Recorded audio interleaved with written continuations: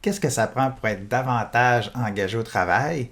Bien, d'abord, il faut savoir que l'engagement au travail, ça vient de l'écart entre la réalité et les attentes. Donc, c'est pour ça que c'est intéressant de se pencher sur le fait de vouloir clarifier les attentes des gens par rapport au travail. Donc, ce que je présente ici, c'est les résultats au test Enviable.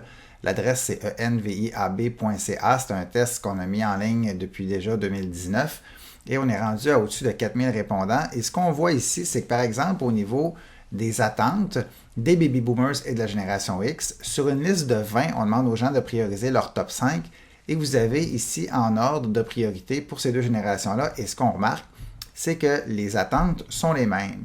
Et parfois, on me demande si ces attentes-là ont évolué depuis 2019 et la réponse, c'est non.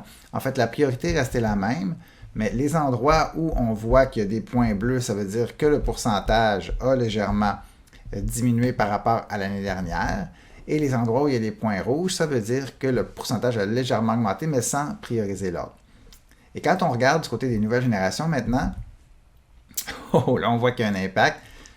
Horaire adapté arrive au premier rang, on n'a pas possibilité d'avancement qui s'ajoute, formation, stabilité d'emploi et rémunération.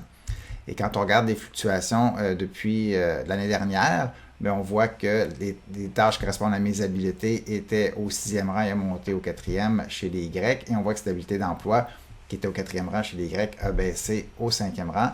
Et chez les Z, pas de changement depuis l'année dernière sur la priorité, à part que le pourcentage relié à la rémunération a légèrement augmenté. Mais quand on regarde ça, en fait, il n'y a pas d'études qui sont capables de dire que les attentes sont liées spécifiquement à une année de naissance. En fait, les attentes sont davantage liées à la situation personnelle et professionnelle des gens.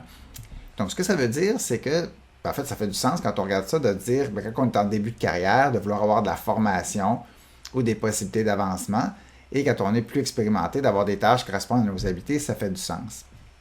Donc, les attentes risquent d'évoluer selon la situation personnelle et professionnelle des gens. C'est pour ça que c'est important de ne pas mettre tout le monde dans le même panier et de s'intéresser vraiment aux attentes de chaque individu parce que si on ne fait pas ça, on risque de passer à côté de ce qui est vraiment important aux yeux des gens.